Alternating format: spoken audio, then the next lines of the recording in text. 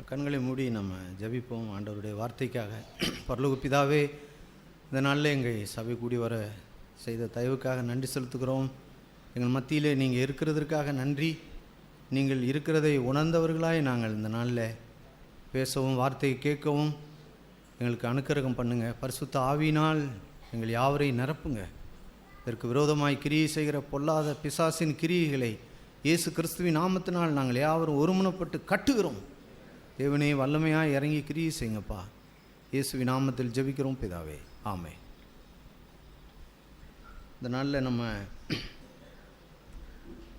ஏசாயா 8ஆம் அதிகாரத்தில் ஒரு பகுதியை நம்ம தியானிப்போம். கடந்த வாரத்தில் ஒரு வீட்டு கூட்டத்தில் ஆண்டவரை குறித்து பேசும்போது கடைசியாக முடியும் போது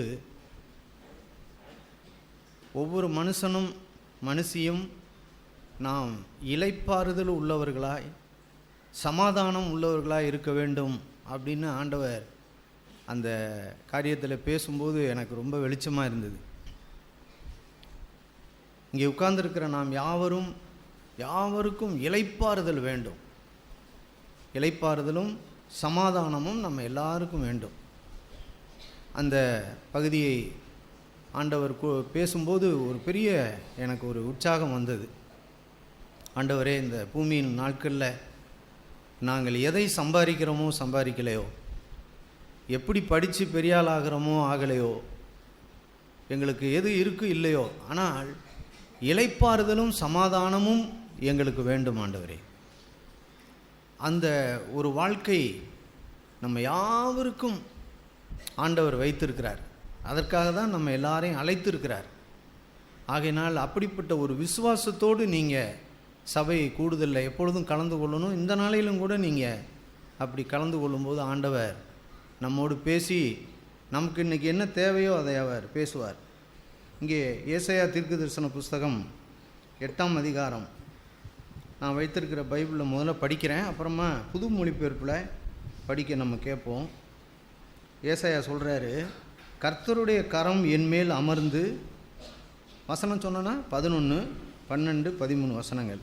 கர்த்தருடைய கரம் என்மேல் அமர்ந்து அவர் என்னுடனே பேசி, நான் இந்த ஜனத்தின் வழியிலே நடவாதபடி எனக்கு புத்தி சொல்லி விளம்பினதாவது அப்படின்னு எழுதியிருக்கு. இது புது மொழிபெயர்ப்பில் நாம் படிக்கலாம். 8ஆம் அதிகாரம் கர்த்தர் அதுக்கு எப்படி ஆண்டவர் அது தலைப்பு கொடுத்துருக்கிறாருன்னா, ஏசாயாவிற்கு எச்சரிக்கைகள், ஏசாயாவுக்கு எச்சரிக்கைகள் அப்படின்னு தலைப்பு கொடுத்துருக்காங்க. படிப்போம். கர்த்தர் தம் பெரும் வல்லமையோடு என்னுடன் பேசினார். கர்த்தர் வல்லமையோடு அவனிடத்தில் பேசியிருக்கார் அந்த விஷயத்தை. கர்த்தர் மற்ற ஜனங்களை போன்று இருக்க வேண்டாம் என்று என்னை எச்சரித்தார். கர்த்தர் ஏசாயாவை பார்த்து, நீ மற்ற ஜனங்களை போல இருக்க வேண்டாம் என்று எச்சரித்தார் அப்படின்னு எழுதியிருக்கு. அப்படின்னா பாருங்க, அதில் ஒரு எவ்வளோ பெரிய ஸ்ட்ராங் இருக்குது பாருங்க. ஸ்ட்ராங்காக தேவன் தன்னுடைய இருதயத்தில் இருக்கிற அந்த விஷயத்தை எப்படி பேசினார் அப்படின்னு சொன்னால், எச்சரிக்கையாக இருக்கணும். இந்த மற்ற ஜனங்கள்லாம் நடக்கிறது போல் நீ நடக்கக்கூடாது அப்படின்னு எச்சரித்துட்டு, அடுத்த நான் படிக்கிறேன் புது இதில் பழைய பைபிளில், இந்த ஜனங்கள் கட்டுப்பாடு என்று சொல்லுகிறதையெல்லாம் நீங்கள் கட்டுப்பாடு என்று சொல்லாமலும், அவர்கள் பயப்படுகிற பயத்தின்படி நீங்கள் பயப்படாமலும் கலங்காமலும் சேனைகளின் கர்த்தரையே பரிசுத்தம் பண்ணுங்கள். அவரே உங்கள் பயமும் அவரே உங்கள் அச்சமுமாய் இருப்பாராக. படிப்போம் 12, 13. கர்த்தர் ஒவ்வொருவரும், நல்ல கவனிங்க அவங்க படிக்கிறத, அவர் சொல்லி நானும் சொல்கிறேன், கவனிங்க. கர்த்தர் ஒவ்வொருவரும் மற்றவர்கள் தனக்கு எதிராக திட்டம் தீட்டுவதாக கூறுகின்றனர். மற்றவர்கள் எல்லாரும் எனக்கு எதிராக திட்டம் தீட்டுவதாக கூறுகின்றனர். நீ அவற்றை நம்ப வேண்டாம். அவர்கள் பயப்படுகின்றவற்றுக்கு நீங்கள் பயப்பட வேண்டாம் என்றார். அவர்கள் பயப்படுகிறவர்களுக்கு நீங்களும் பயப்பட வேண்டாம் என்றார். அப்புறம் 13, சர்வ வல்லமையுள்ள கர்த்தர், சர்வ வல்லமை உள்ள கர்த்தர் ஒருவருக்கே, கர்த்தர் ஒருவருக்கே நீ பயப்பட வேண்டும். அவர் ஒருவருக்கே நீ பயப்பட வேண்டும். அவர் ஒருவருக்கே நீ மரியாதை செலுத்த வேண்டும். அவர் ஒருவருக்கு மாத்திரம் நீ மரியாதை செலுத்த வேண்டும். அவர் ஒருவருக்கே நீ அஞ்ச வேண்டும். அவர் ஒருவருக்கே நீ அஞ்ச வேண்டும் அப்படின்னு சொல்றார். பாருங்க, இந்த வசனத்தை நம்ம தியானிப்போம். ஆண்டவர் ஏசாயாவை எச்சரித்தார். இப்போ இந்த நாளில் நம்மை ஆண்டவர் எச்சரிக்கிறார். நம்மை பார்த்து சொல்லுகிறார், இந்த உலக ஜனங்கள் நடக்கிறது போல நீ நடக்க வேண்டாம் அப்படின்னு அன்னைக்கு ஏசாயாவுக்கு எச்சரித்தது போல இன்றைக்கும் நமக்கு ஒரு எச்சரிப்பை சொல்லுகிறார். அந்த எச்சரிப்பு என்ன அப்படின்னா, நீங்கள் பயந்துடாதீங்க, ஏதோ கடுமையாக ஆண்டவர் நமக்கு சொல்ல போகிறார் அப்படின்னு இல்லை.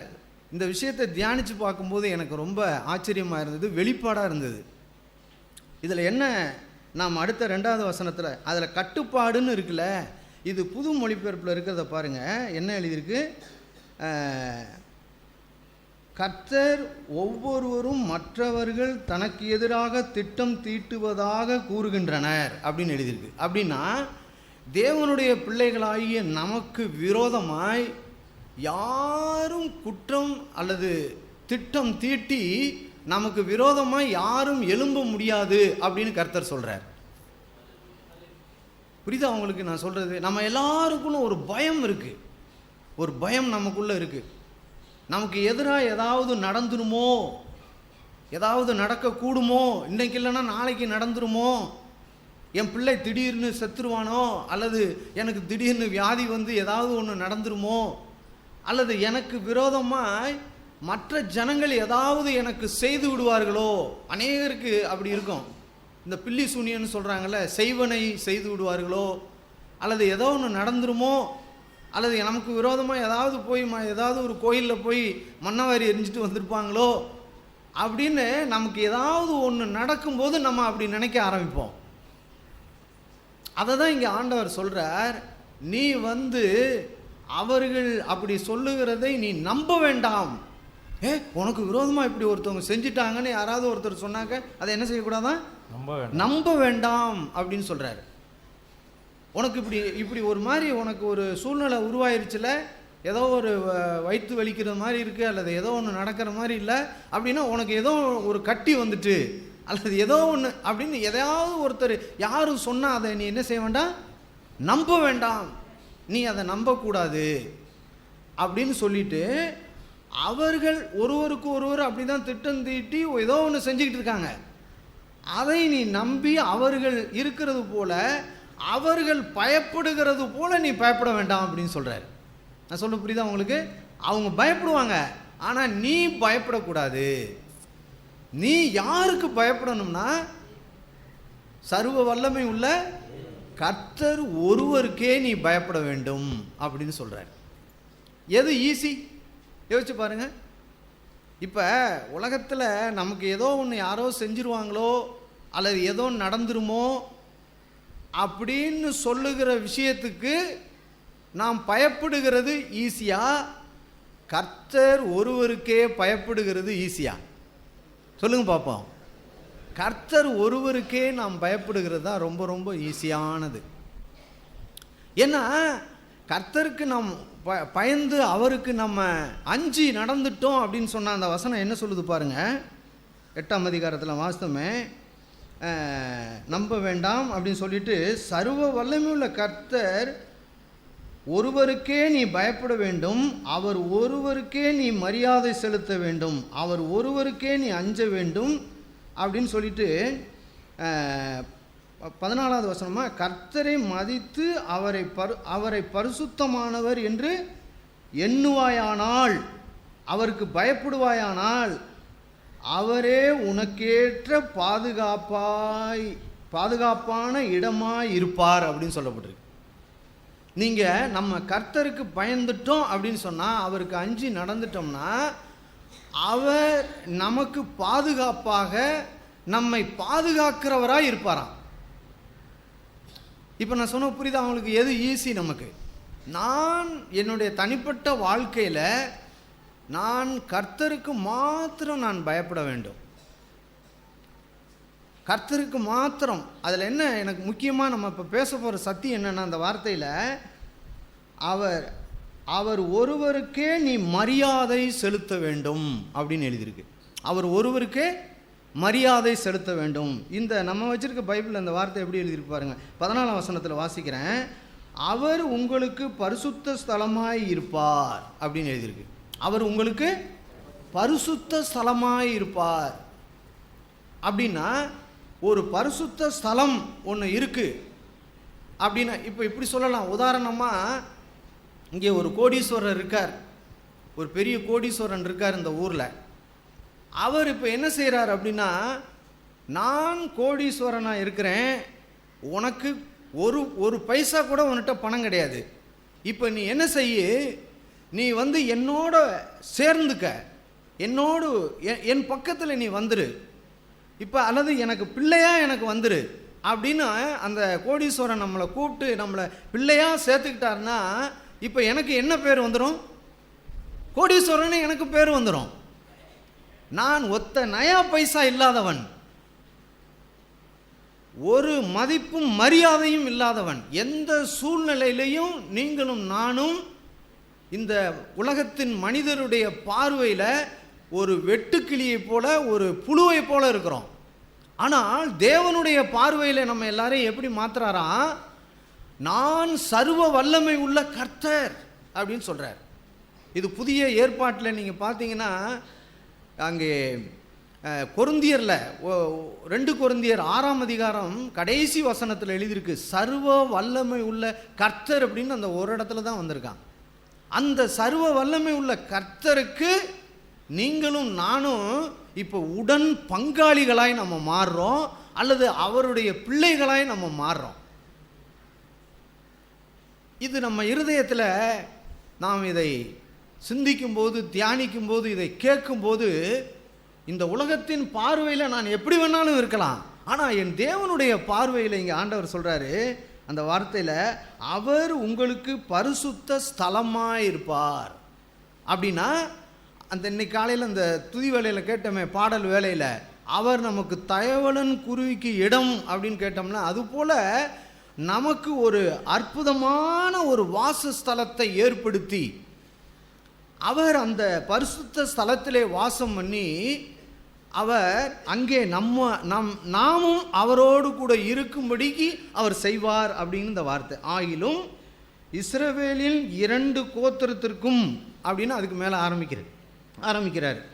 அப்போ 13ஆம் வசனத்தை வாசிக்கிறேன். சேனைகளின் கர்த்தரையே பரிசுத்தம் பண்ணுங்கள், அவரே உங்கள் பயமும், அவரே உங்களுக்கு அச்சமாக இருப்பாராக அப்படின்னு சொல்கிறாரு. அப்போ அதில் என்ன சொல்கிறாரு அப்படின்னு நான் அதை கவனித்து பார்க்கும்போது, ஒரு முக்கியமான சத்தியத்தை நம்மோடு அவர் பேசுகிறார்.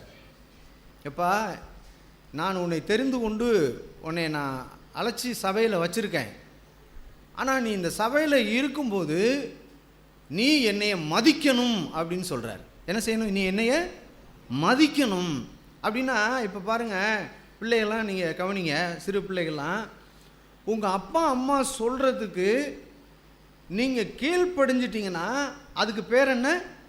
அவர்களை நீங்கள் என்ன செய்கிறீங்க? மதிக்கிறீங்கன்னு அர்த்தம். அவங்கள மதிக்கிறீங்க அப்படின்னா ஒரு பெரிய மரியாதையை செலுத்துறீங்க. ஏங்க அப்பா, அதை நான் உச்சரிக்கும் போது யோசித்து பார்க்குறேன், எந்த அளவுக்கு நாம் பெற்றோர்களை நாம் மதிக்கிறோம். கீழ்ப்படியலை அப்படின்னு சொன்னால் அதுக்கு என்ன? அவங்கள மதிக்கலைன்னு அர்த்தம், அவங்கள ஒரு பெருசாக எடுத்துக்கிறது இல்லை அப்படின்னு அர்த்தம்.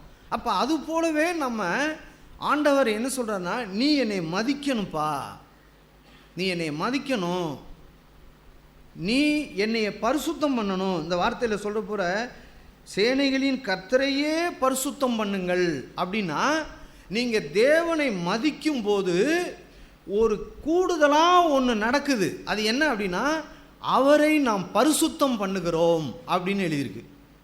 அவரை நம்ம பரிசுத்தம் பண்ணுகிறோம் அல்லது அவரை கனப்படுத்துகிறோம், அவருடைய பேருக்கு புகழ்ச்சியையும் மரியாதையும் நாம் உண்டு பண்ணுகிறோம் அப்படின்னு சொல்கிறார்.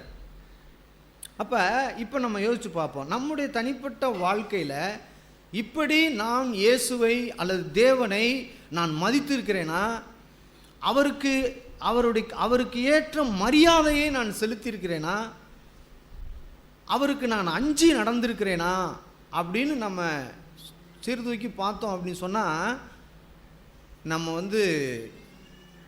அந்த சூழ்நிலையில் எப்படி நடந்தோன்னு கண்டுபிடிப்போம். ஆனால் இந்த வசனம் என்ன சொல்லுது அப்படின்னா, நீ அஞ்சி நடக்கும்போது, நீ கர்த்தருக்கு அஞ்சி நடக்கும்போது, அந்த வசனத்தினுடைய உண்மையான அர்த்தம், நீ யாருக்கும் பயப்பட வேண்டியதில்லை. அல்லேலூயா. நீ யாருக்கும் பயப்பட வேண்டியதில்லை.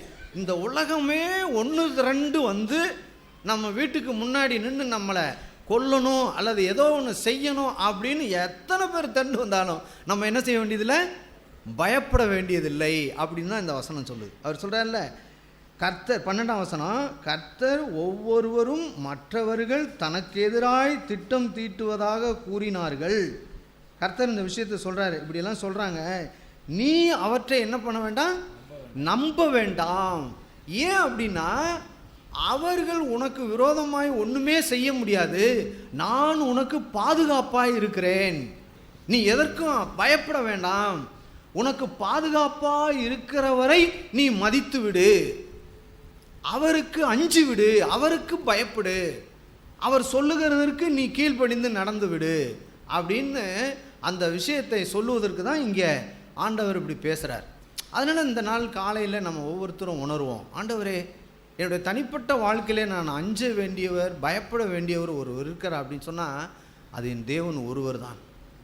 அவருக்கு நான் அஞ்ச வேண்டும், அவருக்கு நான் பயப்பட வேண்டும் அப்படின்னா, நான் உங்களுக்கு சொன்னேன், அந்த பயப்படுகிறது அஞ்சுகிறதுங்கிற அவருக்கு நாம் மதித்து அவருக்கு மரியாதை செலுத்த வேண்டும். இதை பேதுரு சொல்லும்போது என்ன சொல்கிறார் பாருங்க. பேதுருக்கு 1 பேதுரு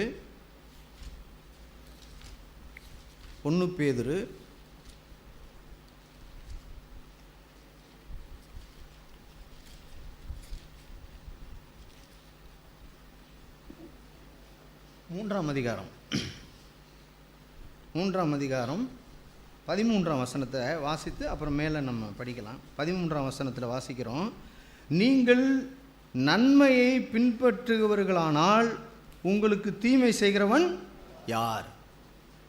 பாருங்க, நம்ம என்ன ஏசாயாவில் தியானிக்கும் போது என்ன அங்கே சொல்லப்பட்டதுன்னா, உங்களுக்கு விரோதமாய் யாரோ திட்டம் தீட்டுகிறார்கள் அப்படின்னா நீங்கள் அவங்களுக்கு பயப்படாதீங்க. அப்படி நீங்கள் ஏன் பயப்பட வேண்டாம் அப்படின்னு சொல்கிறத பேதுரு நமக்கு எப்படி எடுத்து காமிக்கிறாருன்னா, நீங்கள் ஒவ்வொரு நாளும் நன்மையை பின்பற்றுகிற ஜனமாக இருந்தால், நல்லா கவனிங்க, நம்ம இவங்க நம்மளுக்கு தீமை செஞ்சிட்டாங்க, இவங்க நம்மளை ஏமாற்றிட்டாங்க, இவங்க இப்படியெல்லாம் பண்ணிட்டாங்க அப்படின்னு நம்ம சொல்கிறோம் பார்த்தீங்களா, அப்படியெல்லாம் நமக்கு யாரும் செய்ய முடியாதான், யாருமே நமக்கு செய்ய முடியாது.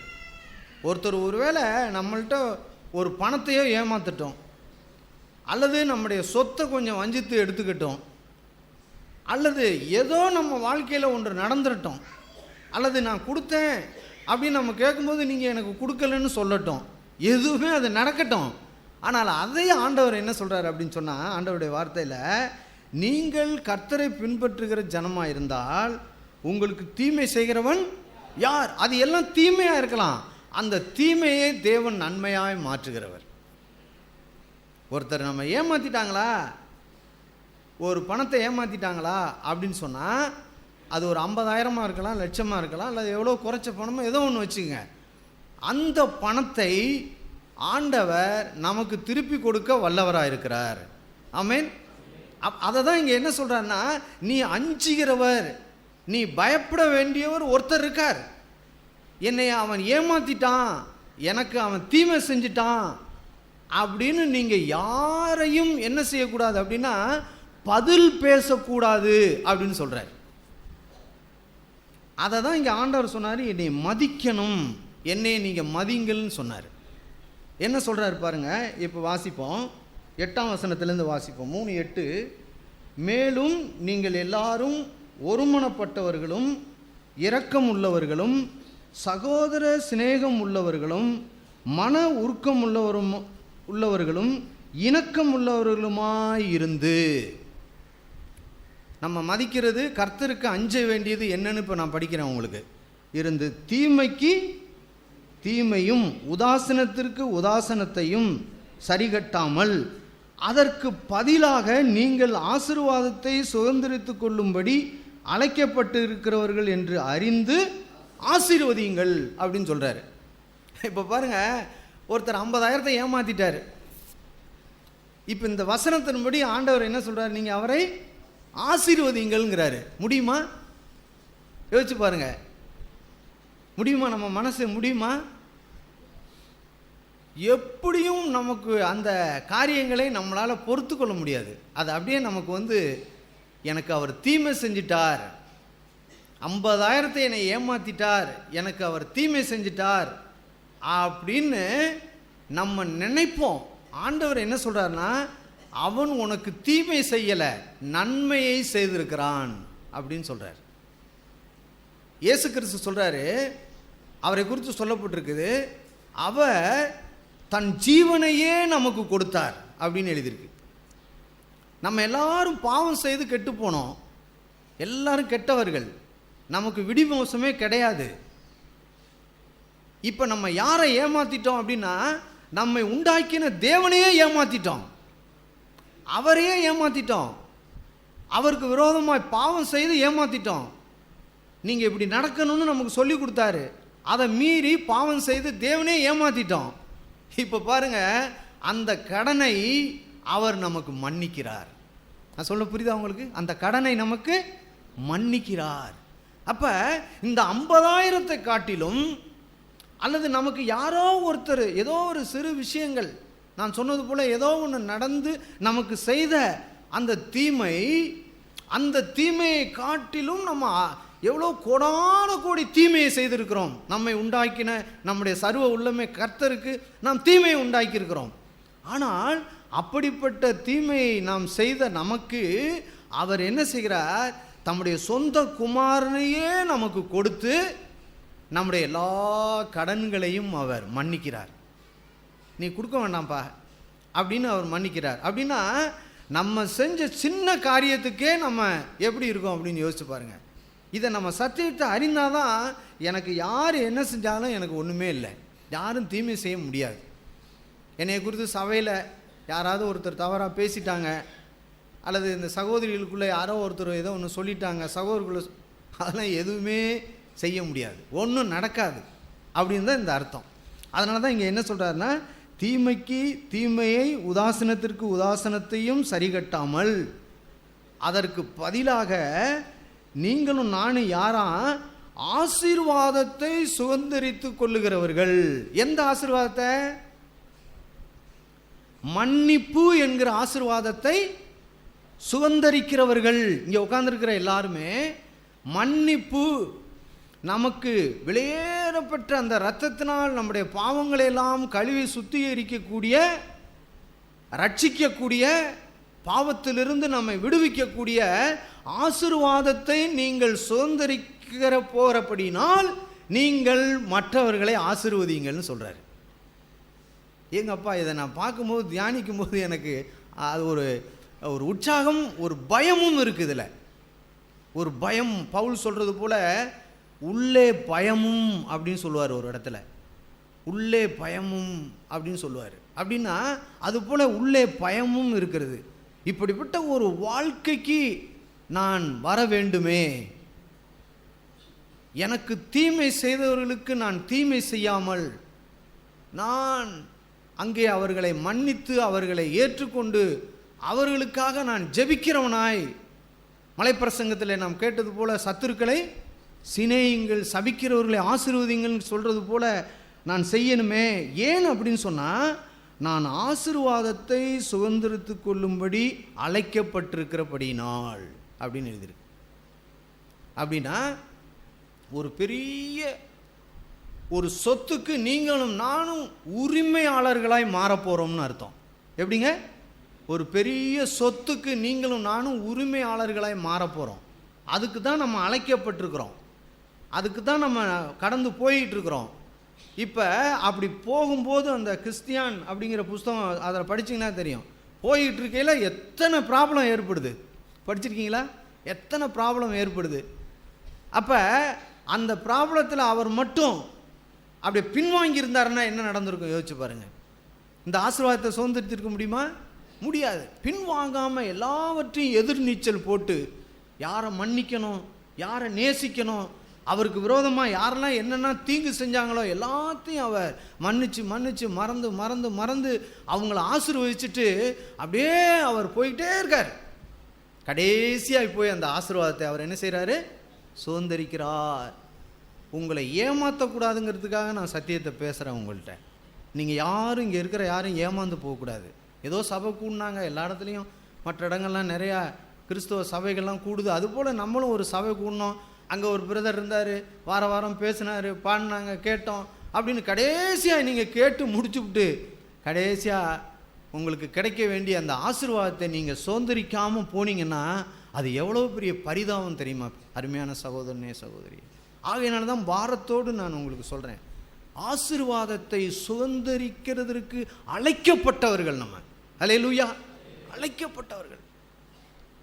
அது இந்த பூமியும் இந்த பூமியில் இருக்கிற உலக பொருளும் மனிதனுடைய திட்டங்களும் சாத்தானுடைய திட்டங்களும் நம்ம எல்லாருடைய கண்ணை மூடி வச்சிருக்கு. ஆகையினால தான் உலக மனிதர்களைப் போல நீங்களும் நானும் சிந்திக்கிறோம். உலக மனிதர்களைப் போல 24 மணி நேரத்தில் தூங்கின நேரம் போக உங்களை யோசித்து பாருங்க. தெய்வீக மனுஷர்களாய், தேவனுடைய திட்டத்தை உணர்ந்தவர்களாய், தேவனால் அழைக்கப்பட்டவர்களாய் நீங்கள் மட்டும் உங்களை யோசித்து சிந்தித்து பார்ப்பீர்கள் என்று சொன்னால் எவ்வளோ பெரிய சவால் நம்முடைய இதயத்தில் எழும்பும் தெரியுமா? ஆண்டவரே, நான் ஆசீர்வாதத்தை சுதந்திரிக்க அழைக்கப்பட்டிருக்கிறேன். ஆகையினால் நீங்கள் சொல்கிற வார்த்தையை நான் மதித்து அதை நான் ஏற்றுக்கொண்டு உங்கள் ஒருவருக்கே நான் அஞ்சி நடப்பேன். வாலிப தம்பிங்க, உங்கள் எல்லாருக்கும் சொல்கிறேன், உங்கள் பெற்றோருக்கு நீங்கள் கீழ்ப்படிந்து அவர்களை மதித்து நடப்பீர்கள் என்று சொன்னால் இந்த பூமியில் நீங்கள் தான் தலை சிறந்த பிள்ளைகளாக இருப்பீங்க, தலை சிறந்தவர்களாக இருப்பீங்க. உங்களை அசைக்க யாராலும் முடியாது. எந்த சூழ்நிலை ஆவிக்குரிய ஐஸ்வர்யம் உங்களுக்குள்ள அபரிவிதமாக இருக்கும். பொருளாதார ஆசீர்வாதமாக அபரிவிதமாய் நீங்கள் ஆசீர்வதிக்கப்பட்டிருப்பீர்கள். உங்களை யாரும் அசைக்க முடியாது. இன்னைக்கு நீங்கள் கேட்டுக்குங்க, நீங்கள் உங்கள் அப்பா அம்மா மதிங்க. இங்கே இருக்கிற நம்ம ஒவ்வொருவரும் தேவனை மதிப்போம், அவருடைய வார்த்தைக்கு கீழ்ப்படிவோம். ஆண்டவரே, நீங்கள் பேசுகிற அந்த ஜீவனுள்ள வார்த்தை நான் அதை மதிக்கிறேன் ஆண்டவரே அப்படின்னு நம்ம ஆண்டவர்கிட்ட போனோம் அப்படின்னு சொன்னால் நம்ம வாழ்க்கை எப்படி இருக்குன்னு தெரியுமா? நான் சொன்ன இளைப்பாறுதலையும் சமாதானத்தையும் 24 ஹவர்ஸு நம்ம அனுபவிப்போம். பிரியமானுல, இந்த வெளிப்பாடு எனக்கு கிடைச்சதுலேருந்து நான் என்ன தெரியுமா தேவன்கிட்ட போகிறேன், ஆண்டவரே நான் ஒரு இளைப்பாறுதல் உள்ள மனிதனாய் நானும் மாறணும் ஆண்டவரே. சமாதானம் என் இருதயத்தை நிறைக்கணும் ஆண்டவரே. அதை நினைத்து நான் தேவனை தேடும்போது எனக்கு என்ன உணர்வை கொடுத்தார் தெரியுமா? என்னை விசுவாசிக்கிறவன் உள்ளத்திலிருந்து ஜீவ நதிகள் ஆறுகளாய் புறப்பட்டு போகுங்கிற உணர்வை கொடுத்தார். ஆறுகளாய் புறப்பட்டு போகும் சொன்னார். நீ விசுவாசிக்கிற கர்த்தர் நான், உனக்குள்ளே அந்த ஆசீர்வாதத்தை, அந்த இளைப்பாறுதலுங்கிற ஆசீர்வாதத்தை, அந்த சமாதானம் என்கிற ஆசீர்வாதத்தை நான் உன்னிலிருந்து புறப்பட்டு போய் ஜனங்களை ஆசீர்வதிப்பேன் அப்படின்னு சொன்னார். இன்னொரு வசனம், நீ ஆசீர்வாதமாக இருப்பாய், உன்னை மாத்திரம் நீ ஆசீர்வதிக்கிறவர்களை நான் என்ன செய்வேன், ஆசீர்வதிப்பேன்னு சொன்னார். யாரை பார்த்து சொன்னார்? ஆபிரகாமை பார்த்து சொன்னார். நீ ஆசீர்வாதமாக இருப்பாய், நீ ஆசீர்வதிக்கிறவர்களையும் நான் ஆசீர்வதிப்பேன். தேவனுடைய இருதயம் எப்படி இருக்கு பார்த்தீங்களா? எப்படிப்பட்ட அந்த இருதயம்! ஆனால் அவர் நமக்கு ஒரு காரியங்களை சொல்லி தான் இந்த காரியங்களை அவர் செய்ய வேண்டியிருக்கு. அடுத்த வசனத்தை பாருங்கள். அடுத்து, ஜீவனை விரும்பி நல்ல நாட்களை காண வேண்டும் என்று இருக்கிறவன் பொல்லாப்புக்கு தன் நாவையும் கபடத்துக்கு தன் உதடுகளையும் விலக்கி காத்து.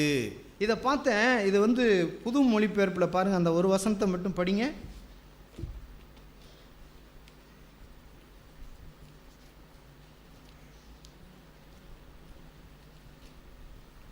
ஒன்று பேதுரு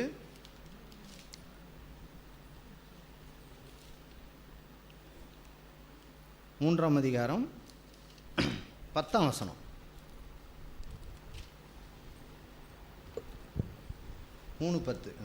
வேதவாக்கியம் கூறுகிறது, ம். வாழ்க்கையை நேசிக்கவும் நல்ல நாட்களை அனுபவிக்கவும் விரும்புகிற மனிதன் தீயவற்றை பேசுவதை நிறுத்தல் வேண்டும். இங்கே என்ன பண்ணியிருக்கு பார்த்தீங்களா? 3:10 மறுபடியும் வாசிங்க. திருடன். சரி, சரியா? வேதவாக்கியம் கூறுகிறது. ஒரு நிமிஷம் போடுங்க, ஒரு நிமிஷம்.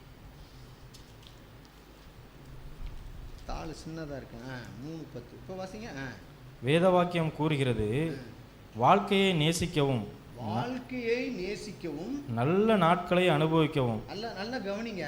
நம்ம ஒவ்வொருத்தருக்கும் இந்த விருப்பம் இருக்கும். நம்ம ஒவ்வொருத்தருக்கும் இந்த விருப்பம் இல்லாமல் இருக்கவே இருக்காது. எல்லாருக்கும் அந்த விருப்பம் இருக்கும். அந்த விருப்பத்தை எப்படி நிறைவேற்றுகிறதுன்னு சொல்றாரு பாருங்க. மறுபடியும் படிங்க. வேதவாக்கியம் கூறுகிறது, வாழ்க்கையை நேசிக்கவும் நம்முடைய வாழ்க்கையை நாம் நேசிக்கவும் நல்ல நாட்களை அனுபவிக்கவும்.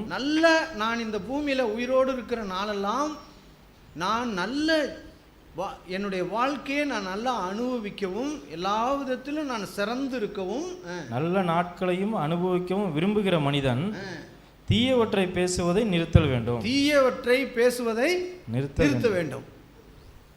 எவ்வளவு வெளிச்சமா இருக்கு பாருங்க. நம்ம நினைக்கிறோம், ஐயோ நம்ம ஒண்ணுமே இல்லாம கடைசி வரைக்கும் பரதேசியை போல தான் இருக்கணும், அப்படிதான் போல அப்படின்னு தான் நினைக்கிறோம்.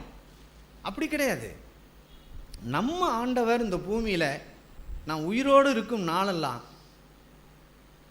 இப்படி நம்ம ஆண்டவர் செழிப்பாகவும் நம்ம காரியங்களில் விசேஷமாகவும் நம்ம வச்சிருக்கிறதுக்கு நம்ம செய்ய வேண்டியது ஒன்று என்னன்னா, நம் புறம் கூறுதல், மற்றவர்களை குறித்து தவறாய் பேசுதல், அல்லது மற்றவர்களை குறித்து தவறான நோக்கம் நமக்குள்ளே வைத்திருக்குதல். நம்முடைய நோக்கத்தில், நம்முடைய எண்ணத்தில் அது மறைந்திருக்கிற விஷயம். அந்தரங்க ஜீவியம். அது வெளிப்படையாக இல்லை. வெளிப்படையாக நம்ம எல்லாரும் ஏமாத்திடுவோம். அதில் நம்ம டேலண்டான ஆள். மற்றவங்கள ஏமாத்துறது வெளிப்படையாக எவ்வளோ பெரிய விஷயமா தான் ஏமாத்திடுவோம். ஆனால் யாருக்கும் தெரியாத அந்தரங்க ஜீவியத்தில் நான் என்னுடைய நோக்கத்தில் மற்றவர்களை குறித்த மனப்பான்மை எப்படி இருக்கிறது, அதுதான் முக்கியமான விஷயம் பிரியமானவர்களே. அதை தான் இங்கே புறங்கூறுதல் அப்படின்னு எழுதியிருக்கு. அப்போ நாம் எவ்வளவு நம்மளை நியாயம் தீர்த்து பார்க்கணும் பாருங்க. நீங்கள் பாருங்கள், ஒவ்வொருத்தரும் நான் உங்களுக்கு ஒரு ஹோம்வொர்க் மாதிரி கொடுக்குறேன். ஒவ்வொரு நாளும் நீங்கள் படுக்கைக்கு போகும்போது ஒரு 5 நிமிஷம் அல்லது 1 நிமிஷம் 2 நிமிஷம் எடுத்துக்கிட்டு இந்த நாள் முழுவதும் நான் என்னுடைய நோக்கம், என்னுடைய எண்ணத்தில், என்னுடைய நினைவில், என்னுடைய பேச்சில், என்னுடைய நடத்தையில், என்னுடைய எல்லாவற்றிலும் நான் எப்படி இருந்தேன் அப்படின்னு மாத்திரம் நீங்கள் உட்காந்து படுக்கைக்கு போகிறதுக்கு முன்னாடி அப்படியே ஆண்டவர்கிட்ட உங்களை நியாயம் தீர்த்து பாருங்கள். இந்த நியாய தீர்த்து பார்க்கிற விஷயம் ஒரு நாள் அல்ல, தொடர்ச்சியாய் நீங்கள் படுக்கைக்கு போகும்போது தொடர்ச்சியாய் செய்ய வேண்டிய நியாய தீர்ப்பு. இதை நீங்கள் பண்ணிட்டீங்க அப்படின்னு சொன்னால் இந்த வசனத்துக்கு நம்ம சொந்தக்காரன் மாறிடுவோம். அப்போ நமக்கு தெரியும், நம்ம யாரையாச்சும் யோசிச்சுருப்போம். நான் கடந்த 2 வாரத்துக்கு முன்னாடி சொன்ன நம்மளுடைய ரிலேட்டிவ் யாராவது நமக்கு தீமை செஞ்சுருக்கனா, ஏதோ ஒன்று அது நம்முடைய நினைவுக்கு வரும். அல்லது நம்ம சகோதர சகோதரிகளுக்குள்ள ஏதோ ஒன்று நமக்குள்ளே ஏற்படுகிறது, குடும்பத்தில் ஏற்படுகிறது. எல்லாவற்றையும் நீங்கள் நியாயந்தீர்த்து பார்த்தீங்க அப்படின்னு சொன்னால் உங்கள் வாழ்க்கை ஆசீர்வாதமாக இருக்கும். அப்புறம் பாருங்கள், அடுத்த வசனம் பாருங்கள். பொல்லாப்பை விட்டு நீங்கி நன்மை செய்து சமாதானத்தை தேடி அதை பின்தொடர கடவன். எது? பொல்லாப்பான எல்லாத்தையும் விட்டுட்டு நீங்களும் நானும் என்ன செய்யணும்னு சொல்கிறாருன்னா, பொல்லாப்பை விட்டு நீங்கி நன்மை செய்து சமாதானத்தை தேடி அதை பின்தொடர கடவான். சமாதானத்தை தேடணும்னு சொல்கிறார். அப்படி சொல்லிட்டு தான் அடுத்த வசனம் சொல்கிறார், கர்த்தருடைய கண்கள் நீதிமான்கள் மேல் நோக்கமாக இருக்கிறது. யார் மேலே நோக்கமாக இருக்கு? யார் நீதிமான்? இந்த மேலே படித்தோம்ல, இதில் எல்லாம் யார் உண்மையும் உத்தமமாய் நம்ம நடக்கிறோமோ அப்படிப்பட்டவர்கள் மேல் அவருடைய கண்ணு நோக்கமாக இருக்கான். பாக்கி பேரை திரும்பி கூட பார்க்காது. என்ன செய்யாது? நீங்கள் என்ன தான் அடித்து 10 பாட்டு பாடுங்க, எவ்வளவுதான் ஸ்தோத்திரம் பண்ணி ஜெபம் பண்ணி பாருங்க, என்னதான் செய்யுங்க, எவ்வளவு நன்மை செய்யுங்க, மற்றவங்களுக்கு கொடுத்து உதவுங்க, எல்லாம் பண்ணுங்க, தேவன் என்ன செய்ய மாட்டார்? திரும்பி பார்க்க மாட்டார். யாரை திரும்பி பார்ப்பார் அப்படின்னு சொன்னால், அவரை மதிக்கிறவங்கள மட்டும்தான் திரும்பி பார்ப்பார். அவங்கள மதிக்கிறவங்கள மட்டும்தான் அவர் திரும்பி பார்ப்பார். அந்த மதிக்கிற ஜனங்கள் அவர் சொன்ன வார்த்தைக்கு கீழ்ப்படிஞ்சிக்கிட்டே இருக்கு. அதான் கர்த்தருடைய கண்கள் நீதிமான்கள் மேல் நோக்கமாக இருக்கிறது, அவருடைய செவிகள் அவர்கள் வேண்டுதலுக்கு கவனமாயிருந்து தீமை செய்கிறவர்களுக்கோ கர்த்தருடைய முகம் விரோதமாக இருக்கிறது. ரெண்டையும் இதில் எழுதியிருக்கா? என்ன எழுதியிருக்கு? அந்த அந்த வேண்டுதல், நீதிமான்களுடைய வேண்டுதலை கவனமாயிருந்து கேட்குறாரு. ஆனால் புறங்கூறி திரிகிறவர்கள், மற்ற விஷயங்களில் தலையிட்டு செய்கிறவர்கள், அவர்களை தான் இங்கே எழுதியிருக்கு. அந்த தீமை செய்கிறவர்களுக்கோ கர்த்தருடைய முகம் விரோதமாக இருக்குன்னா எப்படி அர்த்தம்? எப்படி அர்த்தம்? யோசிச்சு பாருங்கள். நல்லா சிரிச்சுக்கிட்டு இருக்க முகம் எப்படி இருக்கும்? கோபமாக இருக்க முகம் எப்படி இருக்கும்? அந்த மாதிரி இருக்கான், அப்படியே விரோதமாக இருக்குது. அப்போ இந்த நாளில் நம்ம தொடர்ந்து அடுத்த வசனத்தை தான் நான் ஆரம்பித்தேன். நீங்கள் நன்மையை பின்பற்றுவர்களானால், இப்படிப்பட்ட நன்மையை நீங்கள் பின்பற்றீங்கன்னா உங்களுக்கு தீமை செய்கிறவன் யார்? ஒருத்தருமே கிடையாது. வெறும் மொட்டை அந்த வசனத்தை படித்து இதான் உங்களுக்கு வாக்கு தத்தம், நீங்கள் நன்மையை பின்பற்றினீங்கன்னா உங்களுக்கு தீமை செய்கிறவன் யார் அப்படின்னு நான் சொல்லி முடிச்சுட்டேன்னு வச்சுக்கோங்க. அடேப்பா நல்ல ஒரு வசனத்தை கொடுத்துருக்காங்கப்பா, நன்மையை பின்பற்றினா எனக்கு யாரும் தீமை செய்ய முடியாது அப்படின்னா, எங்கள் அதை கேட்டுட்டு அப்படியே இன்றைக்கி உலகம் அப்படி தான் சபைகள் ஏமாத்துறாங்க. ஆனால் நீங்கள் நன்மை செய்யணும் அப்படின்னு தான் மேலே இருந்து நம்ம படித்தோம். இதை படித்து இதை தியானிக்கும் போது தான் எனக்கு ஒரு உணர்வு வந்துச்சு. இந்த பேதுரு இந்த ஏசாயா தீர்க்க தரிசன புஸ்தகத்தை எவ்வளவு படிச்சிருப்பாருங்கிறது எனக்கு தெரிஞ்சுச்சு. ஏன்னா அங்கே இருந்தால் ரெஃபரன்ஸ் காட்டுறாரு, இங்கே இப்படி இருக்குது அப்படின்னு ஒவ்வொரு விஷயத்தையும் எடுத்து காட்டுறாரு. அப்போ தான் எனக்கு தெரிஞ்சுச்சு, ஐயோ அந்த புது உடன்படிக்கையில் இருக்கிற அந்த சீசர்கள், தேவனுடைய மனிதர்கள் எல்லாரும் பழைய ஏற்பாட்டை எவ்வளவு படிச்சிருந்திருப்பாங்க, எவ்வளவு அதை உள்வாங்கி இருப்பாங்க, அந்த விஷயத்தை எப்படி எடுத்து தான் வாழ்க்கையில் அவங்க பிரயோகித்திருப்பாங்க, எப்படி வாழ்ந்திருப்பாங்க, அதை எப்படி அனுபவிச்சிருப்பாங்க அப்படின்னு விளக்கமாக தெரியுது.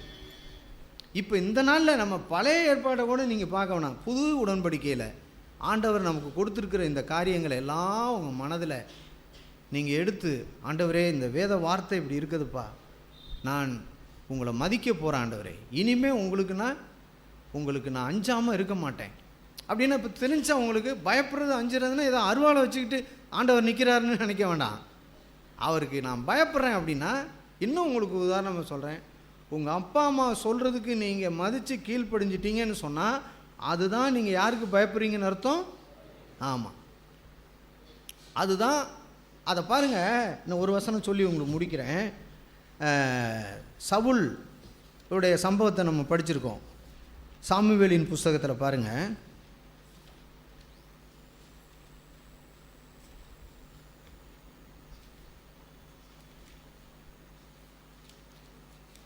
சாமுவேலின் புஸ்தகம் 1 சாமுவேல, அது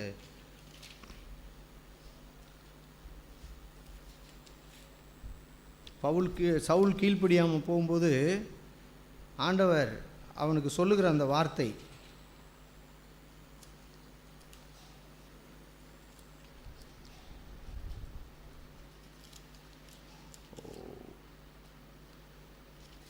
ஒன்று சாமுவேல 2 சாமுவேல சொல்லுவார்.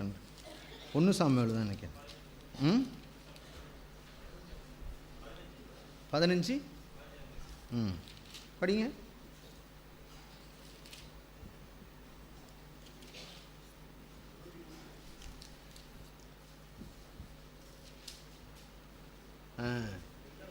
பதினைந்தாம் அதிகாரத்தில் சவுல் கீழ்ப்படியாமல் போனதுக்கு பிற்பாடு, கர்த்தரை மதிக்காமல் போனதுக்கு பிற்பாடு, அப்படி தான் வச்சுக்கணும் நம்ம. தேவனை அவர் என்னைக்கு மதிக்காமல் போனாரோ அவர் சொல்லியிருந்தார், என்ன சொன்னார் அப்படின்னா, நீ போய் அமலேக்கியரை எல்லாத்தையும் நீ கொன்னுட்டு வா, எல்லாரையும் கொன்று அப்படின்னு தான் சொல்லி அனுப்புனார். ஆனால் இவர் போய் என்ன செஞ்சார் அப்படின்னா, அங்கே ஒரு 90 பேரை கொன்னுட்டு ஒரு 10 பேரை கொண்டு வந்தால் எப்படி இருக்கும், அதுபோல் நொண்டி நொடம் உள்ளதெல்லாம் அவர் கொண்டுட்டு ஆண்டவருக்கு பழி செலுத்தும்படிக்கு கொஞ்சம் ஆடு மாடுகளை அவர் கொண்டு வந்துட்டார். அப்படி கொண்டு வரும்போது தான் இப்போ இங்கே என்ன நடக்குதுன்னா 21 படிப்போம். ஜனங்களோ உம்முடைய தேவனாகிய கர்த்தருக்கு இல்காலிலே பலியிடுகிறதற்காக கொள்ளையிலே சாபத்தீடாகும் ஆடு மாடுகளிலே பிரதானமானவைகளை பிடித்து கொண்டு வந்தார்கள் என்றான். என்ன பேர் கொடுக்குறாரு பாருங்க, ஜனங்கள் அப்படின்னு பேர் கொடுக்குறாரு. ஜனங்கள் கொண்டு வந்தாங்க அப்படின்னு பேர் கொடுக்குறாரு. ரைட்டு, இது ஆண்டவரை மதிக்காமல் செஞ்சதுனால அதுக்கு என்ன சொல்றாரு பாருங்க. அதற்கு சாமுவேல், கர்த்தருடைய சத்தத்திற்கு கீழ்ப்படுகிறதை பார்க்கிலும், கர்த்தருடைய சத்தத்தை அதை மதிக்காம இருக்கிறதை பார்க்கிலும் சர்வாங்க தகனங்களும் பலிகளும் கர்த்தருக்கு பிரியமா இருக்குமோ? பலியை பார்க்கிலும் கீழ்ப்படிதலும் ஆட்டுக்கடாக்களின் நினத்தை பார்க்கிலும் செவி கொடுத்தலும் உத்தமம். அதை என்ன சொல்றாரு பாருங்க. எப்பா, நான் இப்படியெல்லாம் தேவன் உனக்கு செய்ய சொன்னார், அவரை நீ மதிக்கலை, அவருக்கு நீ பயப்படலை, அவர் சொன்னது ஒன்று, நீ செஞ்சது ஒன்று. இப்போ அதே மாதிரி தான் அப்பா அம்மா உங்களுக்கு சொல்கிறாங்க ஒரு விஷயத்தை, ஏதோ ஒரு காரியத்தை நீங்கள் வீட்டில் கேட்கும்போது வேண்டாம், இதை அடுத்த வருஷம் வாங்கிக்கலாம் அல்லது அப்புறம் பண்ணிக்கலாம் அப்படின்னு ஏதோ ஒன்று வார்த்தையை சொல்கிறாங்க. அப்போ அந்த நேரத்தில் இல்லை நான் இதை இப்படி நினச்சிக்கிட்டு, சரி அப்பா அம்மா இப்படி சொல்கிறாங்க செய்யக்கூடாதுன்னு, சரி பரவாயில்ல அப்படின்ட்டு போய் அதே விஷயத்தை நீங்கள் தெரியாமல் வீட்டுக்கு வாங்கிட்டு வந்துட்டீங்கன்னு வச்சுக்கோங்க. ஒரு உதாரணமாக ஒரு வாட்ச் வாங்கணும் அப்படின்னு முடிவு பண்ணுறீங்க, கேட்குறீங்க, ஏப்பா இப்போ பணம் இல்லை அப்புறமா வாங்கிக்கலாம் அப்படின்னு சொல்கிறாங்க. ஒரு உதாரணத்துக்கு சொல்கிறேன், நீங்கள் மற்றதை திங்க் பண்ணுங்கள்.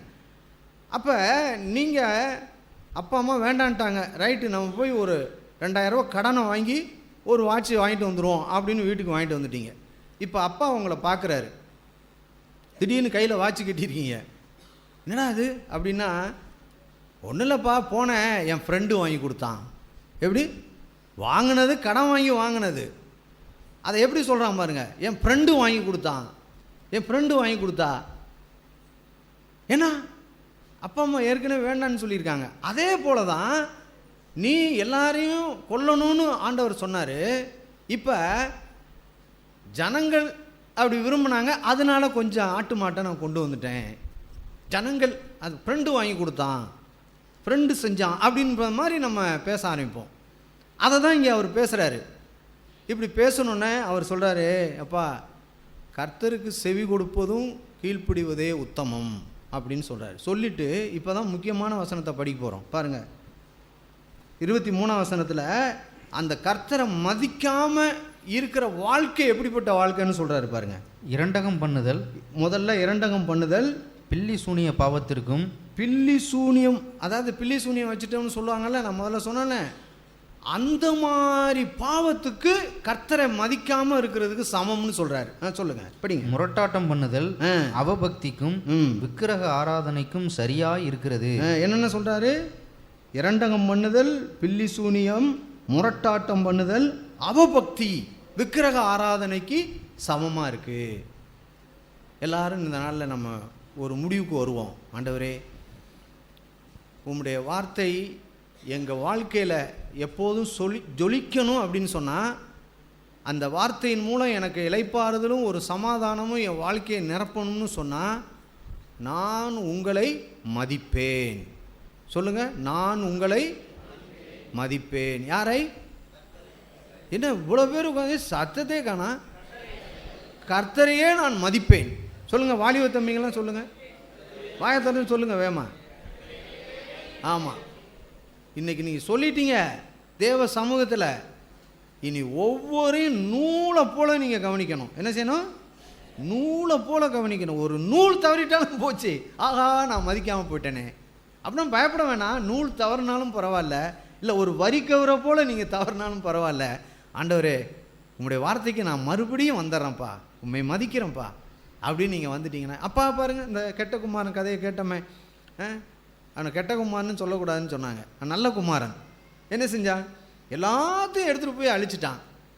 திரும்பி வரும்போது அப்பா ஏற்றுக்கிட்டாரா இல்லையா? ஏற்றுக்கிட்டா ஓடி போய் கட்டி பிடிச்சி என்ன செஞ்சார்? முத்தம் கொடுத்தாரு. அதனால் ஒருவேளை இந்த கூட்டத்தில் நம்ம 100 பேர் இருக்கிறோம் அப்படின்னா எல்லாரும் இப்படி வருவோம்னு எதிர்பார்க்க முடியாது. ஏதோ கொஞ்சம் பேர் வரலாம். அந்த மற்ற எல்லாரும் கொஞ்சம் நாள் எடுக்கும், எடுத்து எடுத்து எடுத்து எடுத்து நம்ம கடைசியாய் ஆண்டவருடைய வார்த்தையை மதிப்போம். நாம் எல்லாரும் ஆசீர்வாதத்தை சுதந்திரிக்க போகிறபடியினால், அழைக்கப்பட்டிருக்கிறபடியினால் மற்றவர்களை என்ன பண்ணுவோம்? ஆசீர்வதிப்போம். ஆண்டவரே, நான் எல்லாரையும் ஆசீர்வதிக்கிறேன் ஆண்டவரே அப்படின்னு ஆசீர்வதிப்போம். நமக்கு யாரும் தீமை செய்யவே முடியாது. ஆமென். எந்த தீமையும் நமக்கு செய்ய முடியாது. நீங்கள் இனிமேல் பயப்பட வேண்டாம். கிராமத்தில் இருந்தாலும் சரி, பட்டணத்தில் எங்கே இருந்தாலும் சரி, படிக்கிற இடத்துல கூட இவன் எனக்கு தீமை செஞ்சிட்டா, நிறைய கேள்விப்பட்டிருக்கேன் நான், இவன் எனக்கு இப்படி பண்ணிட்டான் அப்படின்னு நிறைய விஷயங்களில் நம்ம யாரும் பண்ண முடியாது. அது எல்லாத்தையும் தேவன் என்ன பண்ணுவார்? நன்மையாய் மாற்றி தருவார். ஆமென். வரப்போகிற நாட்களில் தேவன் நமக்கு உதவி செய்வாராக.